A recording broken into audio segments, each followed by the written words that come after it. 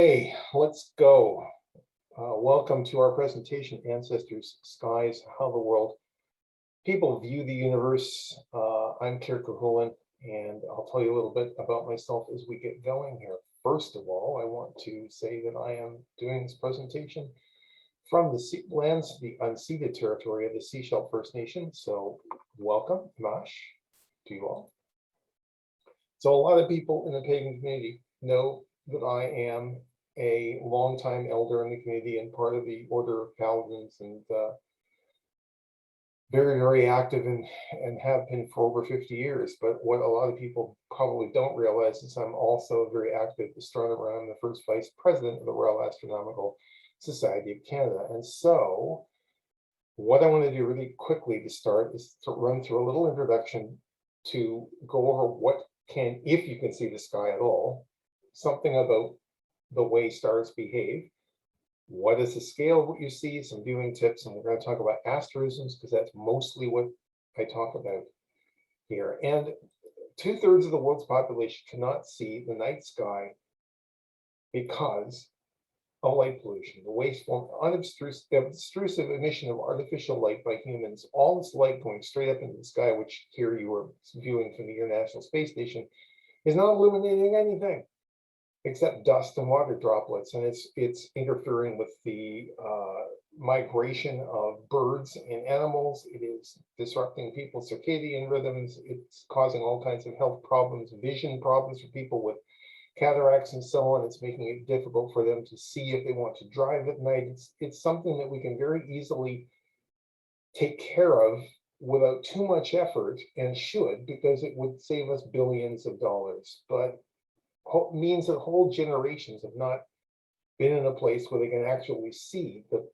dark sky and see the whole night sky. And the sort of things I'm going to be talking about in this presentation are those kinds of things. That's one of the challenges.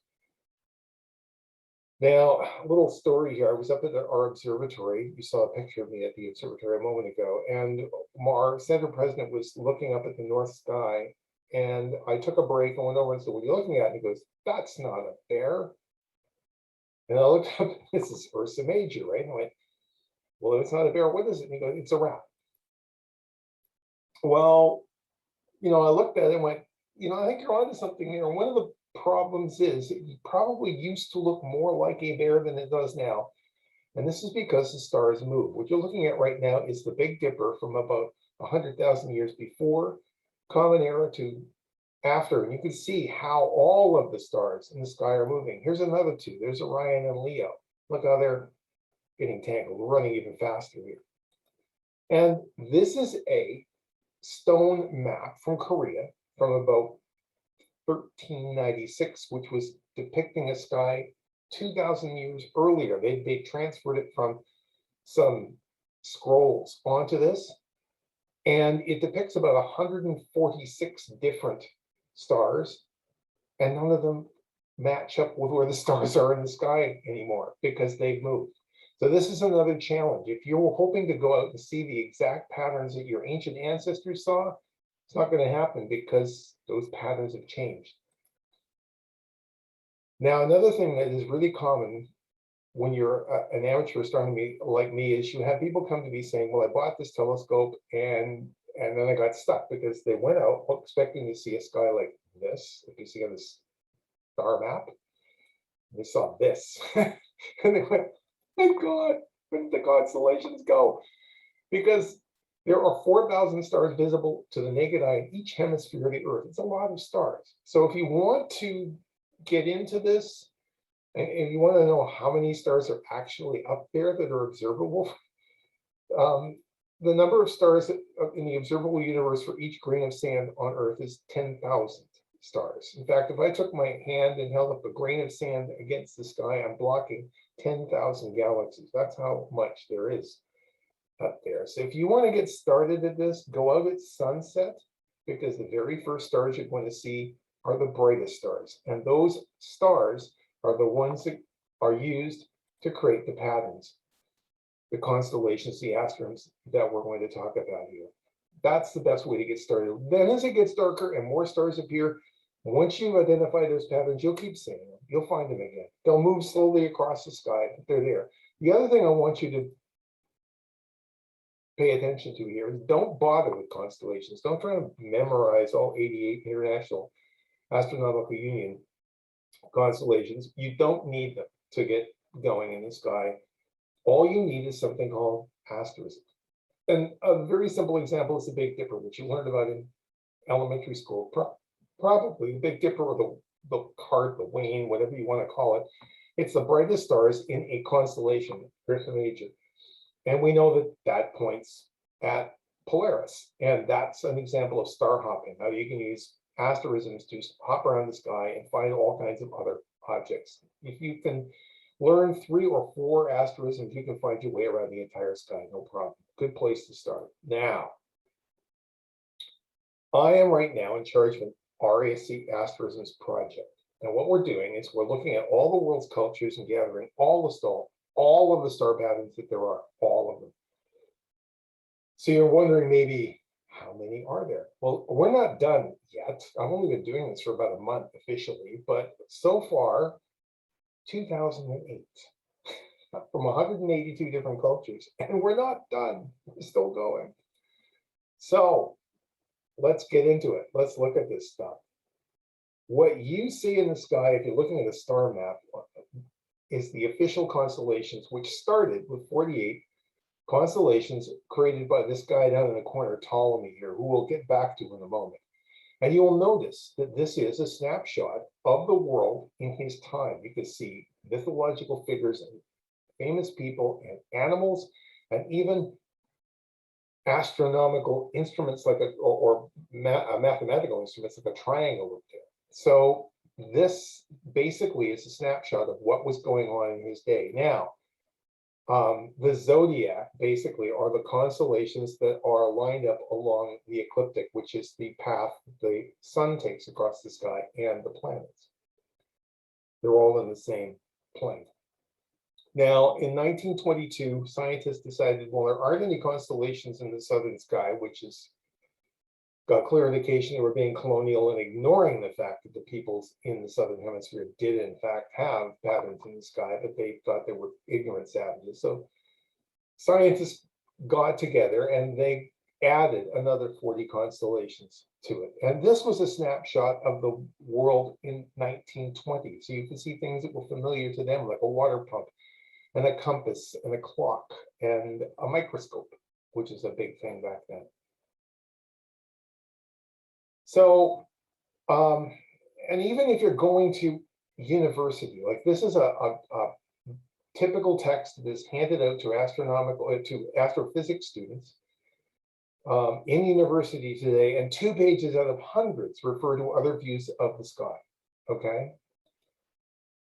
And this is basically from this concept of what is called terra nullius, which means the lands belong to no one, which was their legal reasoning for going to another country and taking it over and just assuming, well, the people here don't really recognize that they own the land, so we are. It's called the Doctrine of Discovery. And part of that process, colonial process, was erasing culture. So you had things like the residential schools in Canada, in the United States, that deliberately tried to take any kind of knowledge about anything to do with these native cultures, including the sky, away. Now you may say to yourself, well, okay, what's the big deal? I mean, it's the same thing, you know, I mean, they're the same stars. What's the difference? I mean, thank you in another language is still thank you. So who cares how many languages there are in the world? And in your children's lifetime, half will probably disappear. And cultures are foundations of knowledge. And key concepts and ways of seeing the world will disappear with those languages. And this relates to the difficulty in translating words accurately into other languages. Now, to give you an example, this word, Benoa. This is New Zealand, beautiful country. And that is a word from the Maori Iwi, the Maori nations. And it translates as land, country, ground, terrain, and placenta. Let that sink in for a second. The land that gave me birth, the land that feeds me. I mean, there's more to this. And if we go and we look at the Maori Sky Culture, they used it as in a manner similar to the Polynesians, but different enough to warrant its own sky culture. They have maritime themes because they were navigators, and they went across thousands of miles of open ocean using water temperature, prevailing winds, and stars to successfully navigate across thousands of miles of kilometers of open ocean when my ancestors were afraid to leave the coastline because they thought the world was flat. So if you look at this sky here, and you're a Western astronomer, you'll say, okay, well, there's Orion, and there's that triangular formation, which is the Hyades cluster, and which is the head of Taurus the bull, and there's the Pleiades, but not if you're Maori. If you're Maori, the three stars of the belt of Orion are the glittering waters going off the back of Tainewe's boat, and the triangle, which is the Hyades cluster, is the sail, and the Pleiades cluster is the foam at the front of the boat. And absolutely everything you see on this view of the sky here, there's Orion, there's the Hyades, there's the Pleiades. Every single thing here is named with something relating to navigation.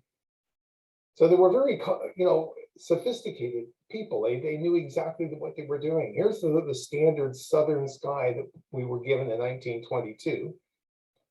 There's the Maori Sky. And I'll show you with some examples later how it works, okay? But you see Tama Baretti's great boat. He's a warrior hero. The rope of his canoe, which connects to the Southern Cross, which is Taki o Totahi, which is the anchor. So already you've seen that cultures around the world use the night sky as a calendar to determine when to plant or fish or whatever. It's a divination system all over the world. It's a navigational tool. And it's a place to honor your gods, your ancestor, and your culture. You put images there that represent who you are as a people. So what are we going to do today? We're going to show you different perspectives of the sky. We're going to show you ancient science, because there was such a thing. And I want to inspire you. And we'll get to that. I'm going to do that by showing you two pieces of sky. I'm going to show you the sky at the winter solstice. Here is Orion. There is the Hyades cluster, which is that triangle there. And Taurus, there's the Pleiades. There's the brightest star, Sirius in Canis Major. And then I'm going to show you the sky at the summer solstice. And there is the teapot, which is Sagittarius, with the steam coming out of the spout is the Milky Way. There is the brightest star, Vega. Oh, and down in the corner there is Scorpius. And the reason I'm showing these pieces of sky is those groups of stars show up in sky lore all over the world, over and over and over again, but people see different things. So in this first part, we're going to show you ancient and late Egyptian, Babylonian. I'm going to talk about Hipparchus and Ptolemy. We're going to talk about Arabic astronomy. We're going to talk about Macedonian and Romanian, because the Europeans had all kinds of systems. Vedic, which is Indian. And then we're going to take a very short break. So we're going to start with the Egyptians. Now, we're used to a solar calendar, and we don't really pay very much attention to the lunar calendar at all, but we've divided the sky into 12 different signs of the zodiac. The Egyptians divided the 360 degrees into 36 segments of 10 degrees, which go all the way around the horizon, and the rising of each of these decans mark the beginning of a new decanal or hour of the night. This is after the Greek hora, which means hour. And they used that as a star clock by the 9th or 10th dynasty, which is about 2100 BCE. And because a new decan also appears every 10 days in the eastern sky at dawn, right before the sun rises, the ancient Greeks called them decanon, or tenths, because it's dividing the sky up into tenths. So the late Egyptians then were influenced by some of the stuff you're going to see in a moment from Babylonian and Greek sources. And so the constellations varied slightly. Cancer the crab is represented by a scarab beetle, for example. And the figure of the lion near the scales is not Leo, it's the constellation Centaurus. So here's the early Egyptian sky. You can see they have a giant and a hippopotamus and a crocodile and a boat and a canoe fish with a net and a prow. There is the teapot, they're not using it. But you can see right next to it, Scorpius there it is. It's the prow of a boat. There is Orion, but you see he's been expanded to a bigger figure. The 3 stars of the belt are actually a row of jewels around an Egyptian crown, and he's wearing a kilt. And next to him there, Sirius, the brightest star, that's the triangle, and Kenemet, that is going to become Canis Major eventually. But there's a bird, there's the god Horus, there's the lion, which becomes Leo. There is the jaw. Now here's the thing. People in the modern world probably don't realize the jaw of a lot of animals, like pigs, is triangular. And you look at a lot of these cultures, a lot of them name this group of stars here, the pig's jaw or the boar's jaw or whatever, taper's jaw, because this relates to something they see all the time in their culture. In the modern culture that I live in, you probably wouldn't make that connection because you wouldn't have ever seen a pig's jaw, probably. And there's the Pleiades, it's the flock. Now the Babylonians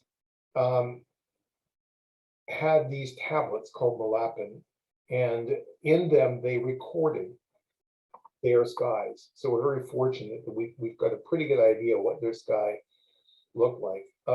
This goes back to the 12th century BCE, and the earliest known fragment is 7th century, but the data in the text suggests that it goes back even further. So the Malapin tablets, the first one is a star catalog, which is a list of names of stars and constellations, 3 lists of heliacal risings and settings, Zikpu, which are culminating asterisms, and a list of constellations in the lunar path, literally gods who stand in the path of the moon through whose region the moon during a month passes repeatedly and keeps touching them. That's their version of a zodiac. And the second tablet has rules for the calendar, for the sundial, and for Omina, which is relations between gods and celestial bodies. So there's no zodiac listed, but that lunar path is a predecessor. Now, the Greek zodiac definitely originates in that Babylonian source. We have no record of when it came into use and when it was transformed to Greek mathematical astronomy. Hipparchus cites the ecliptical longitudes from Eudoxus, from even earlier, with a zodiac divided into 12 times 30 units, which equals 360 degrees. And this suggests an earlier invention, but again, we don't know precisely where this came from. But other fragments of mathematical astronomy, you don't see the zodiac there, so we're not really sure exactly when it came into use, but probably around the middle of the first millennium. Now, Alexander the Great conquered that part of the world, and he created the Seleucid empires, and his ancestors were still using this Malapin system, even though it was 1,000 years old. It was out of date, but they modified it. So here's the ancient Babylonian sky. And you can see there, Orion is the true shepherd of Anu, and there is the jaw of the bull, which becomes the bull of heaven, which becomes Taurus eventually. And there's the star cluster of the 7 gods, which is the Pleiades. And you'll see there is Gemini, only now it's 2 sets of twins, larger and smaller. And you'll see that the teapot down there is actually a bow and arrow, which actually shows up in a lot of different cultures. So if you go to the Seleucid version, years later, it's still the true shepherd of Anu. The twins have become Gemini, the real twins. And you can see that the true shepherd of Anu is no longer a god, because now we're 1,000 years later and they have other gods and they've changed their mind about who he is. But everything else is very similar. The summer sky, if you're Babylonian, there's the gods, the Baba, the scales, there's the scorpion, there's the god Pavelsign, which is the teapot right there. If you go to the Seleucid sky, you see the gods above has just become an asterism. He's been demoted. But they've added their own maiden goddess Shala, who is kind of a harvest goddess. Now, Hipparchus of Nicaea was a Greek astronomer, geography, and mathematician. He was a founder of trigonometry and discovered the precession of the equinoxes. And he made use of observations and mathematical techniques accumulated by a whole lot of other earlier scientists, and probably was the first to develop a reliable method to predict solar eclipses. And he compiled the first comprehensive star catalog in the Western world. And then along comes Ptolemy. And what he did is he collected all descriptions, not names, but descriptions of 1,022 stars in his book, The Great System of Astronomy. He had 10 stars out of those 1,022 he had names for. All the rest were simply descriptions. And he, as part of this descriptive system, put them into 48 constellations based on Greek and Roman mythology. And his book was translated twice into Arabic in the 9th century. We'll get to that in a moment, but it's most widely known as the Almagest, which means the largest book. But then what happened was, in the Western world, we went into the Dark Ages, and all that knowledge was lost. And fortunately, Arab scientists picked it up and ran with it. So they were the principal astronomers between the 8th and the 11th century. And many of the Arabic language star descriptions in the Almagest came to be used widely today as names of stars. One of the principal people was Abu al-Hussein al-Rahman al-Sufi, and he produced a revised and updated version of Ptolemy's Almagest, the Kitab Sur al-Kawakib, which means the Book of Fixed Stars. It's about 964 CE. So it has a listing of the Arab star names, not just descriptions. They got names now. Magnitudes determined by al-Sufi himself. 2 drawings of each constellation. One is it seen in the sky, and one is it would be seen if you were out in the sky looking back, which is kind of clever. And you see an example from his text right there. Now, the Arabic star names, and there's 1,025 of them, they have been adopted since the Renaissance. And some describe the star themselves, like Sirius, which translates literally as scorching. This is the brightest star in the sky. Many have the prefix al in front, which means the. So Al-Gal would be the Gul. When they were translated in the 12th century, however, the Latin scholars didn't do a terribly great job of it. So unfortunately, some names became corrupted, and they accidentally took names of some stars and put them in the wrong location. So for example, the star Betelgeuse, which is Alpha Orionis, the right shoulder of Orion, we're pretty sure now that that isn't where the star originally belonged. And we are pretty sure that's a corrupted spelling, because we're not really sure what it means. And I've had 4 different versions of how it's supposed to be pronounced, and none of them can be confirmed. So it's confusing. Also, Arab tribes had their own names for certain bright stars, which adds to the complexity of it, like Aldebaran, which is the star in the corner of the Hyades cluster there. But we have them all on our star maps today. So if you look at the Big Dipper, there they are. Those are all Arab names that have survived. There's the sky as viewed by the Almagest. And you see it looks very similar, right? There's the Archer, it's a teapot. There's Scorpion next to it. In the winter, there's the hero Orion. He's a hunter. There's what it would look like if we actually gave it pictures.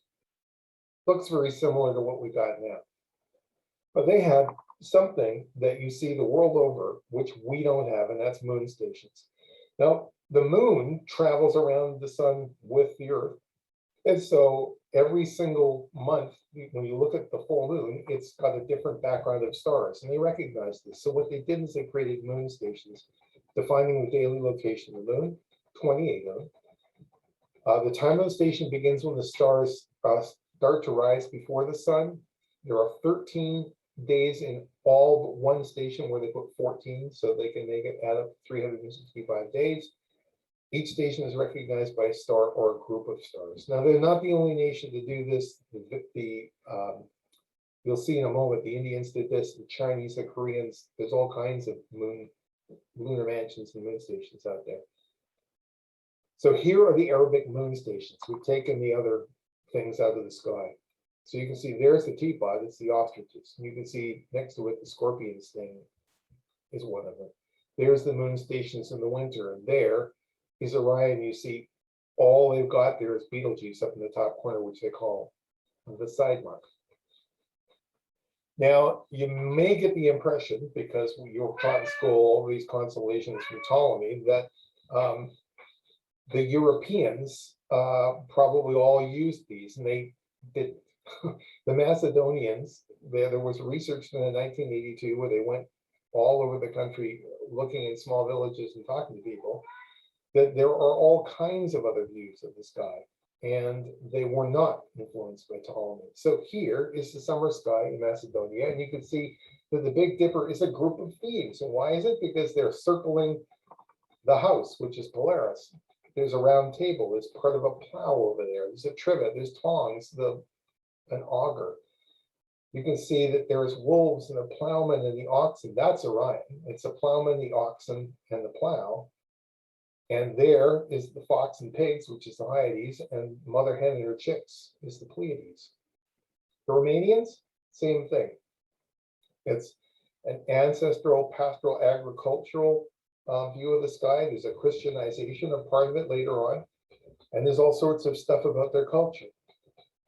So here, I'm going to zoom in on part of this because there's a whole bunch of stuff crowded around Orion down here. Don't worry, I'm going to show you that. But you see, the Big Dipper is a great chariot. The little chariot is the little dipper. There's the side, there's God's chair. There's a wall with a drain, which is the great square of Pegasus.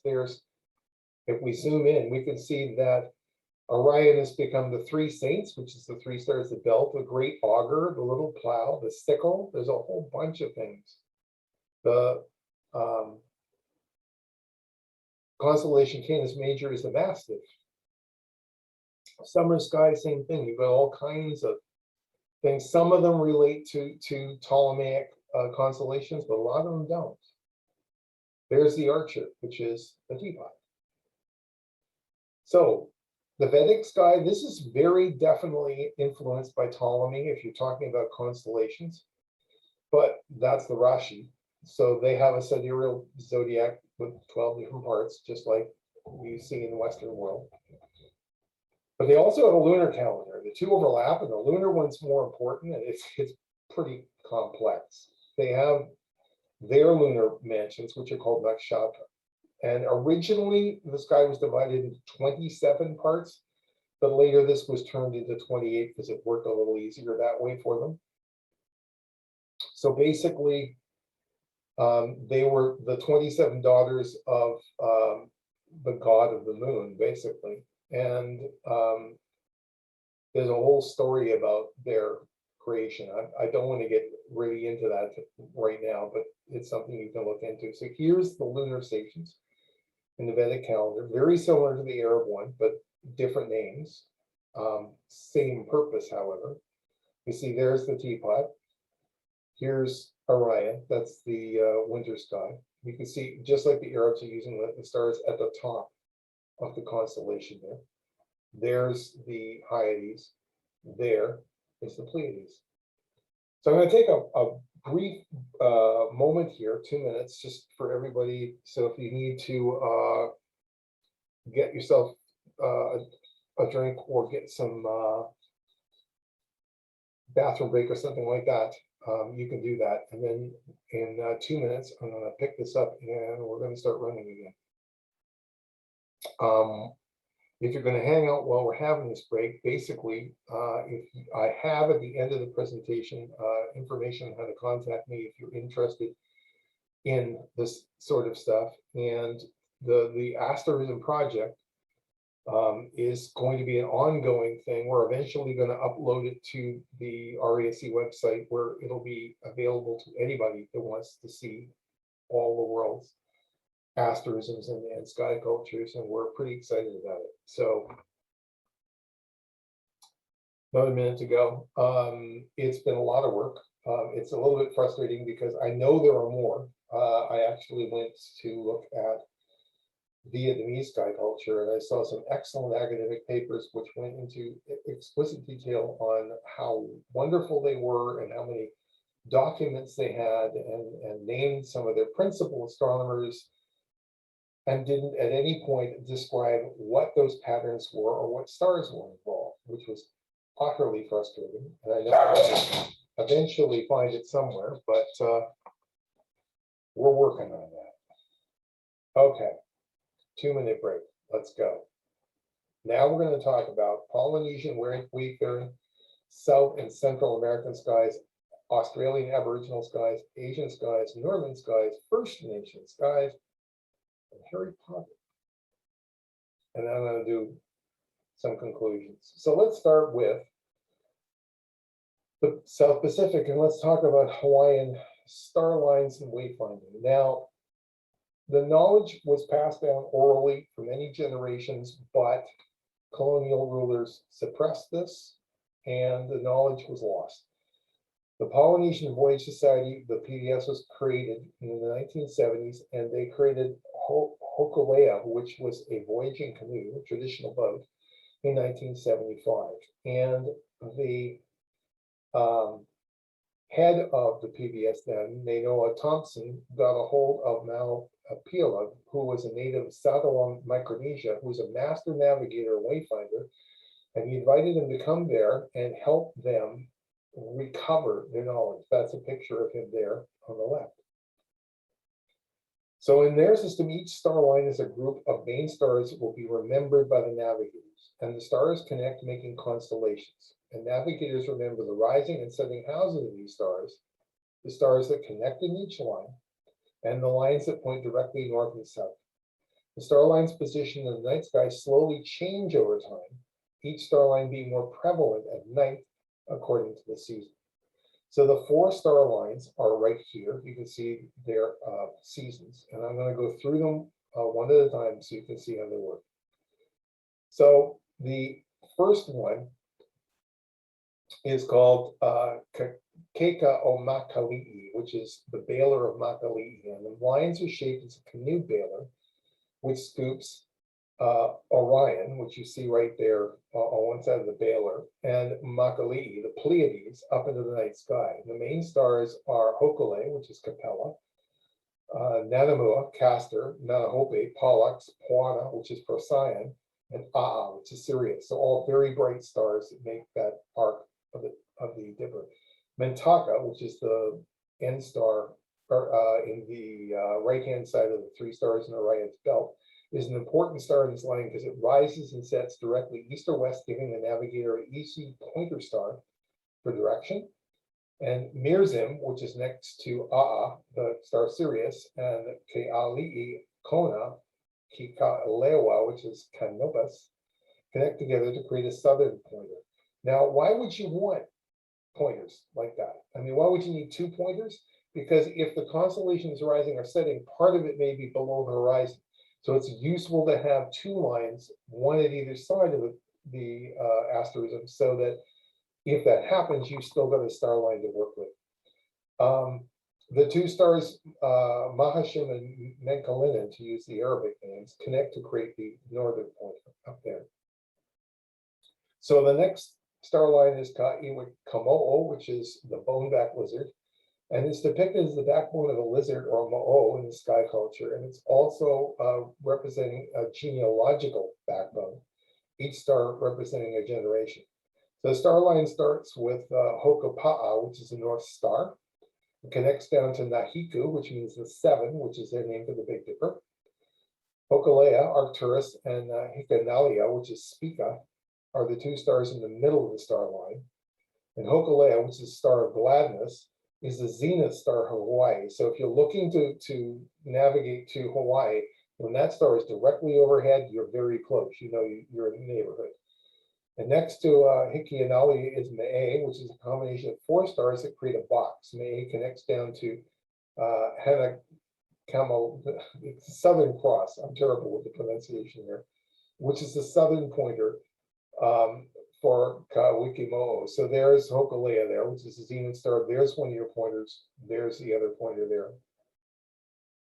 So Manai Kalani is the chief's fish line, and this refers to the legend of the demigod Maui and his magical fish hook that he used to pull up islands from the sea.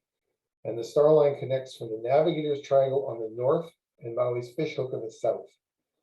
So the Navigator's Triangle is made up of 3 stars, Hawaii, which is Deneb Kamoa, which is Vega, and Huma, which is Altera, which is what is called the Summer Triangle if you're a Western astronomer. They're the first 3 stars that appear in the night sky in the summer. And these stars also represent the Polynesian Triangle, Hawaii, Rapa Nui, and Aotearoa. And these 3 islands are pulled from the sea by Maui. The northern pointer is found when you connect the star Hawaii, which is Deneb, and Saturn down below. And the southern pointers are in the fish hook when you connect Deshuva and Kahe, newer, down here. So the last star line is Kelupi o Coelho, which is the kite of Coelho. He was a great chief of Kauai and Oahu, and this is a kite that he lost as a child that became this square in the sky, which is the Great Square of Pegasus. And the W shape of the frigate bird there, that's the W of the constellation Cassiopeia. It's an Iwa bird. If you see the Iwa bird, you know you're getting close to land. And the 4 stars that make up that kite are named after Coelho's greatest ancestors. And the star line then connects south to 2 stars, Pikea and Kukaniloko. So there's your 2 pointer lines there coming off the corners of that kite. And again, you need the 2 so that if it's rising or setting, you've got a line to work with. So here you have the Hawaiian Summer Sky. You can see the kite of Coelho. You can see the chief's fish line up there, the backbone, the frigate bird, and the navigator's triangle. There is the teapot. They don't use it. But Scorpius next door, that's the chief's fish line. There's the Hawaiian Winter Sky. You can see Orion there. It's being scooped up by the bailiff of Makali'i. Now the Tongans have a similar culture, and stars in their culture may have multiple names if the star is part of numerous star paths, or if it's part of an island group that has a particular name for it. Interestingly, they did not have a name for the star Polaris, and their constellation Scorpio, which you see all through this presentation showing up in everyone else's sky, they don't have it for whatever reason. It's really evident that their culture is related, though, because you can see this in the labeling of stars. For example, the Pleiades is called Mataliki in Tongan, Matariki in Maori, and Makali'i in Hawaii. So there's the Tongan sky. You can see the wild duck, the string of fishes, which is the belt and sword of Orion. You can see that the belt of Orion is also a wild duck. The pigeon perch is the head of Taurus. Star Rigel, Betelgeuse, Sirius, they got all their own names for them. They're all navigational. There's a winter sky. Now, the Aztecs used the night skies for their calendars and for agricultural cycles and so on. But a great deal of this knowledge was lost as a consequence of the Spanish conquest in the 16th century. And indigenous people and some Spanish priests did preserve some colonial codices, including descriptive text in Spanish and the Nahuatl, but some of that was lost or damaged. So we don't have as much of the sky as we'd like to show you, but we do still have some pieces. Orion's belt is 2 wood sticks used to light the new fire in commemoration celebrated every 52 years, called the Binding of the Years, which was the beginning of the new year. The Pleiades is the market, because they thought it looked like a couple of people with a circle of goods around them. And the constellation Gemini was the ball game of the stars. So here is the summer sky. You can see that the Big Dipper has become the twisted foot. And there's the Scorpion, which is the constellation Scorpius. Like I said, it shows up in a lot of different cultures. There's the teapot. They don't use it. But in the winter sky, there you see the ball game and the sticks. We're going to zoom in here. So there's Orion. You can see the belt and the sword of the 2 sticks being rubbed together to create that New Year's fire. And the ball game of the stars, that's the ball court up there. And you can see the market up in the corner there. Now the Mayan codices were thought to have been taken to Europe by the first explorers as evidence of the discoveries, but again, they weren't very well looked after. And for example, the Paris Codex was one of the principal ones, was long forgotten in a chimney corner in the National Library until a priest found it in 1859 and had suffered substantial damage. So some of the information that people had attempted to record had been lost, but we do have some. So here is the Mayan sky. You can see they have a whole back caiman there in the sky. You can see there's a jaguar and a snake and a scorpion. There's the teapot, and the scorpion is, and shark, that's Scorpius. Mayan winter sky, you see the paddler gods who are paddling along the Milky Way towards the primordial fire, which is Orion right there, with the turtle being 3 stars of the belt. And you can see that the Hyades next door, that's an owl, and there's a vulture. The Tupi-Guarani, some of their information was collected and published in 1614. But unfortunately, the person who recorded it tells us that they had 30 constellations, but he only describes 7 of them, which is extremely frustrating. So the sky, when you see it in a moment, it's going to look rather empty, but it's not because they didn't have stuff, it's because nobody recorded it. At any rate, the principal thing in the winter sky is the white ostrich, which appears in the first 2 weeks of June and indicates the beginning of the winter in South Brazil. And the summer sky is dominated by the Homem Velo, which is the old man, which is an old man holding a stick, and that is something that indicates the beginning of summer. So you see, here's the Tupi-Guarani sky. There's the old man right there, and you see that's Orion. Now, what's happened? It's become the lower part of the old man, and the 3 stars of the belt have become a cast on his leg, and he's walking with a stick. And the Hyades has become his head, a triangular head, and the Pleiades is a feather in his hat. And down below there, you see Veado, which is the deer, walking along the Milky Way. And there's the white ostrich there, down in the lower part. And actually, it is overlapping the back end of Veado, the deer, and the tapir is appearing in the sky in the top there. Here's the teapot. They're not using it.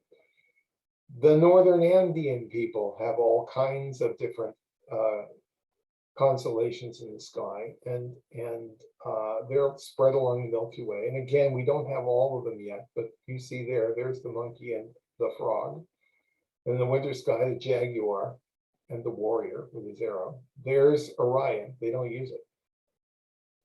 Now, let's go to Australia in the Burong. 140 years ago, scientists went to the Burong people near Lake Victoria, northwestern Australia, and collected their stories of the sky, 40 stars, constellation, other celestial phenomena, and he sent them to the local Philosophical Institute in Melbourne in 1857.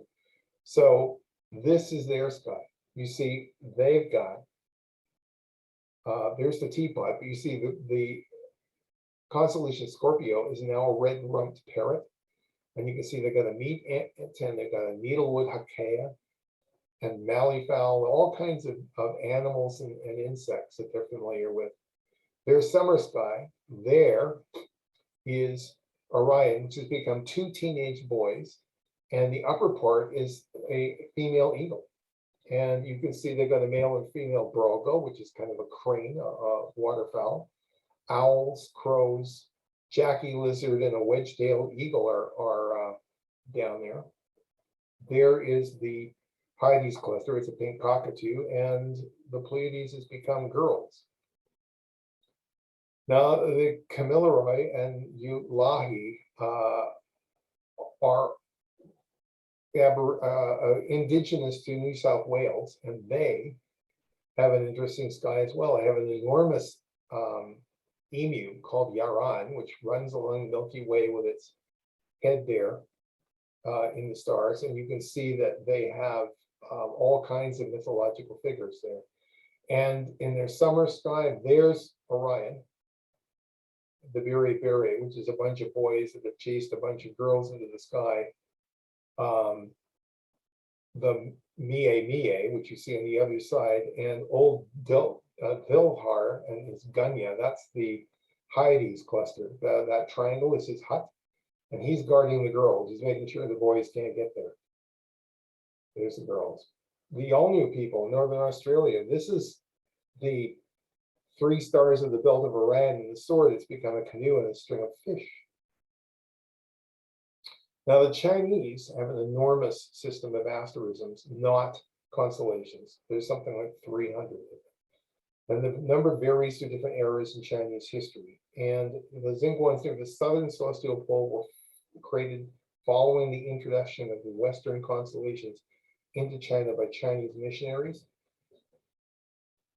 And they have now been edged out by Western constellations. Modern Chinese astronomers don't use these any longer, but there are all kinds of talismanic animals that they use in their system, which they share with Koreans and to a certain extent with the Japanese.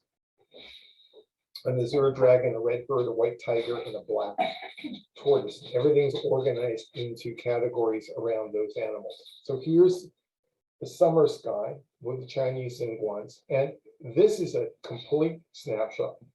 I mean, when I said they put everything in the sky, they got everything in the sky there. They've got just about everything you can possibly imagine in the everyday world up there. There is the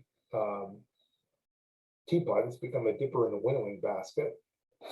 Here is the constellation Orion. It's now 3 stars, send armed forces to suppress, and the jade well. There is the Whisper, the vassal net, which is the Hyades cluster. There is the hairy head, the Pleiades. Now, Japanese, I've read all kinds of papers on how they didn't adopt the same ones, because they didn't. They adopted lunar stations just like the Chinese and the Koreans and the Tibetans and the Myanmar, and they all have pretty much the same 28 lunar stations with similar names and themes. And Japan's picked up on that, but because their culture was Shinto and the other cultures were primarily Confucian, they just didn't match up. I mean, their temples oriented in different directions, it didn't work. But they do have 7 seishiku, or celestial palaces, or lunar lodges, which are, there's 4 in each of those palaces for 28 lunar stations. And they have the same animals. So, and mostly what they were doing with this was astrology, their system of astrology. So there's the moon stations. Across the same part of sky as you saw with the Arabic ones, or the Chinese, there's Orion, the 3 stars in the belt of the Investigator, and the star Betelgeuse at the top is the turtle snout, and there's the net, and there's the stopping place, which is the Hyades and the Pleiades. Japanese moon stations, summer, you see they've turned the teapot into the dipper in the basket, and the tail next door, that's Scorpius. Now there's that map I showed you earlier from the Koreans, and they have records that go back to about 2000 BCE, and they have 272 constellations. So they're very, very similar. A lot of them are almost identical. They may have different names, but the stars are identical to their Chinese equivalents. So there is the Korean sky. And as you can see, it looks very similar. There is Orion, which is an expeditionary force. Remember, it was an army force in the Chinese sky as well. There's General of the Border, which is the Hyades, ear and eye of the moon, which is the Pleiades. There's the summer sky. You can see the teapot has become a dog rather than a dipper, but they still have a winnowing basket just like the Chinese do. So there's similarities there. Now, if we go way north, the Inuit, they have the 2 top stars at the top of the constellation Orion are the 2 placed far apart. The runners is the belt of Orion. The spirit of a polar bear is the Hyades, which is right above the top of the igloo there in that picture. And the breastbone or the baying dogs of the Pleiades, which you also see in the sky above that igloo. And flickering, it's a star Sirius, which would have been very close to the horizon, so you're looking for more air. 3 times as much air as if you're looking straight up, so that's why it would be flickering. So there's the Hyades, there's the Pleiades. There are your Inuit constellations. The Big Dipper is the Caribou, and the W Cassiopeia is a lampstand or a blubber container. And there, just sort of zoom in a little bit. There you can see the runners, which is the 3 stars of the belt of Orion, and the 2 placed far apart. There's the dogs, which is the Hyades. There's the breastbone, which is the Pleiades. And I can't show you its summer sky because, of course, in the summer the sun doesn't set.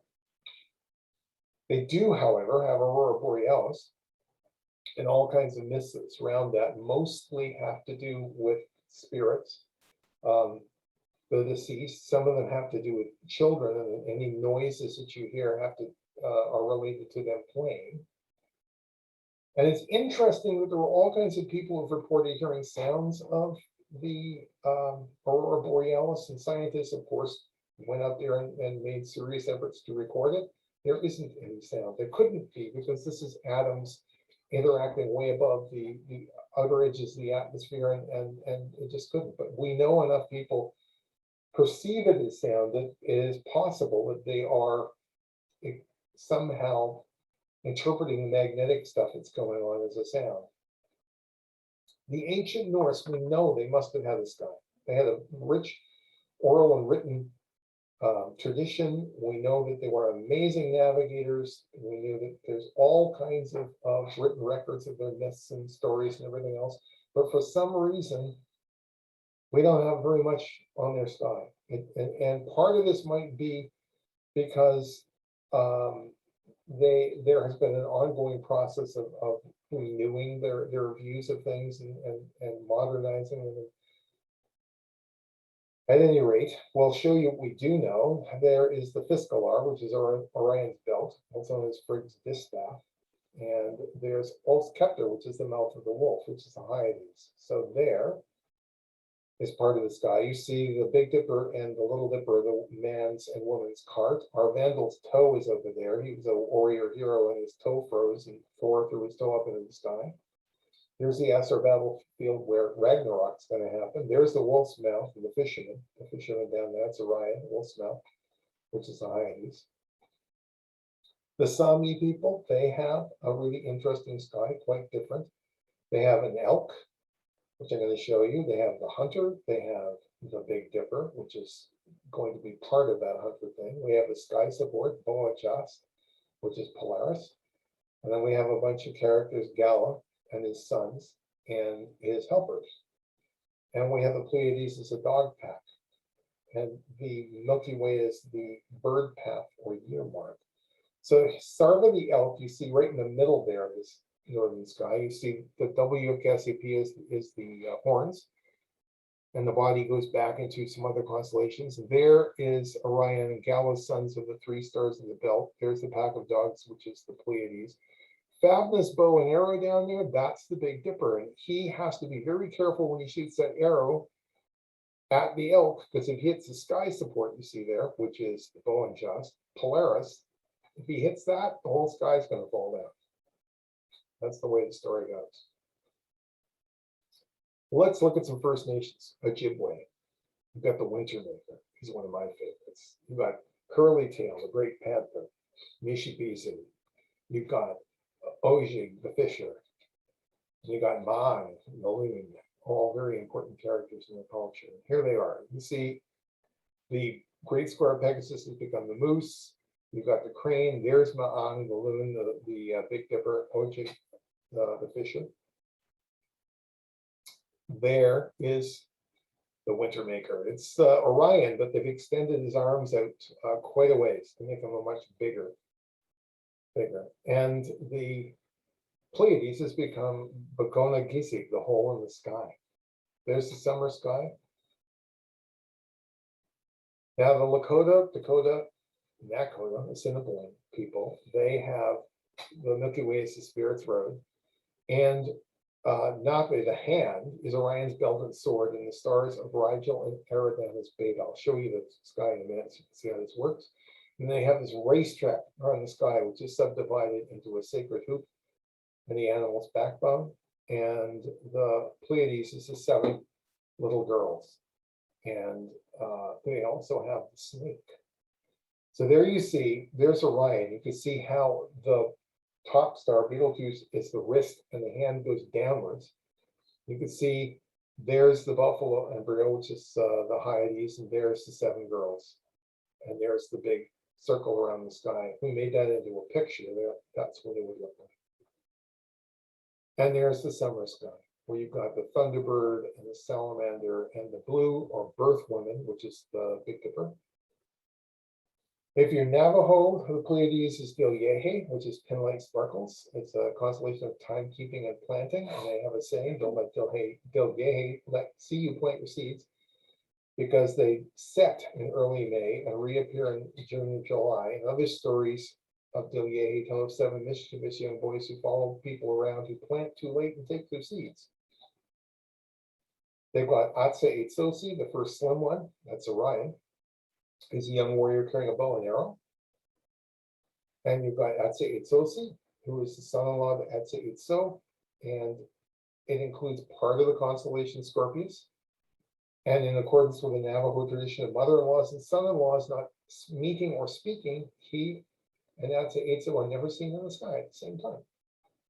So there, you have the Navajo Winter Sky. There's the first slim one up there, Orion. There's the revolving male, that's the Big Dipper. You see the revolving female, which is Cassiopeia. They are constantly dancing around Heartfire, which is Polaris. There we go. And there's the summer sky. You see the first big one. And there's the lizard, and the 2, the male and the female, dancing around Polaris. Now, if you're Micmac, the Big Dipper is Muin and the 7 bird hunters. So the stars of the bucket of the Dipper are the bear, but the stars of the handle going right down in the constellation Boötes are a series of 7 different birds, each of them a hunter, and one of them, Chickadee there, Jijikas, is part of a double star, Mizar and Elcor, and Elcor is the Jijikas pot, which he's going to use to cook the bear when he catches it. So if you want to see the story of how that works, I encourage you to go to this YouTube link, and there is a story that our Halifax Center put together so you can watch and hear the story of how that works.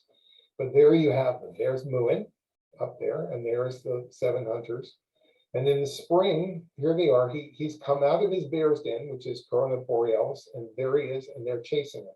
In the summer, they're still chasing him. In the autumn, 4 of the stars disappear below the horizons. The story is they've lost the track, but the other 3 continue, catch the bear, have a feast, and then in the winter, the others reappear, and the spirit of the bear goes back in the bear's den, and then the story goes round and round. Our Halifax Center has also worked with the Mi'kmaq people to recapture the use of their lunar calendar, and I encourage you to go and check the video about that. We also, the RASC, sell a native Skywatchers planisphere with Ojibwe, Innu, Cree, and Lakota Dakota skies, so you can check it out for yourself. Now, you probably all recognize this guy. You're probably wondering, what the heck am I doing showing you Hagrid? Well, Western astronomers for years have been looking at things in the sky and deciding they look like something, and they've named them. In this particular cluster, NGC 2301, which was discovered by William Herschel in 1786, was originally called, in about 1830, Copeland's Golden Worm. And then, many years later, it was renamed the Seabird Cluster. And then, relatively recently, some fan of J.K. Rowling looked at it and went, that's Hagrid's dragon. And I think that was the best name ever. I mean, that's what it looks like to me. So if you want to find that, there's the constellation Orion, there's the star Betelgeuse, the star right in the top there, and draw a line down to that Pinchers and Monoceros. That's where you're going to find it. This is up there too, Golden Snitch, NGC 7380, and it's had multiple names as well. But you know, if you want to find that one, There's the constellation Cassiopeia. Draw a line through the middle star there up, and then take the constellation Lacerda next door and draw a line over right in there, right into that kind of collapsing house shape, which is Cepheus. Now, you probably think, we're just about done here, you'll probably think that you've now figured it out. People have been looking at the sky and they've been connecting bright dots and creating figures and saying that's what that is. Right? Because if you're in the Southern Hemisphere, you'll discover that people in Africa and Australia and the South Pacific, and especially South America, they have a very good view of the Milky Way, which includes, as you can see here, dark lanes of dust.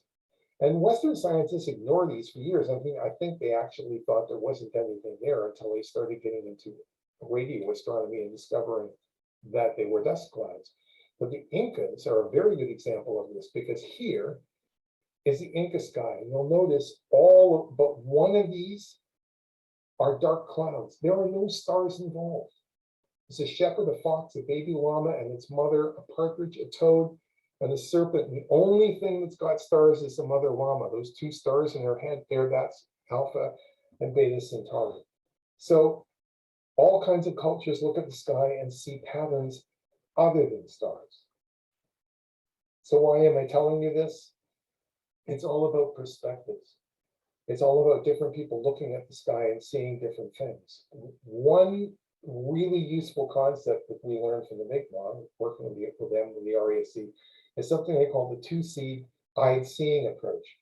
And there is a video on this too. You can check it out on YouTube. But basically, the idea is we come at it from different perspectives, and we share those perspectives, and we get a whole new perspective as a result. Now, you probably recognize these pictures here. There's Isaac Newton and Albert Einstein and Copernicus and Galileo. What did they all have in common? In their day, they were told this is the way the sky is. And they looked up and they saw something different. And they were right. And they changed everybody's view of the world. I don't want to give you the idea that just old men do this. What's a famous female astrophysicist out there, and I could go on for an hour about all of them, but here's some notable examples here. Same thing, they looked at the sky and they saw something different, and it turned out to be a new way of looking at the sky and a whole new type of science emerging from it. So you remember when my center president looked at the sky and he thought he saw a rat? You know what? That's what you should do. You should go out there, look at the sky, and find your own patterns. Because I mean, the stars are moving after all, right? Come up with your own patterns. Make it must major, right? The great rat. Why not? So if you've got any questions at all, don't hesitate to contact me. It's info@coastastronomy.ca. And if anyone has any questions, please send them along. I'd be happy to share them. We have recorded this today, so I'm going to be putting this up on my YouTube website as soon as I've edited the thing. And very soon, I hope on the RASC website, we'll have all of these asterisms that I've been talking about there for you to examine for yourself. Thank you for your time.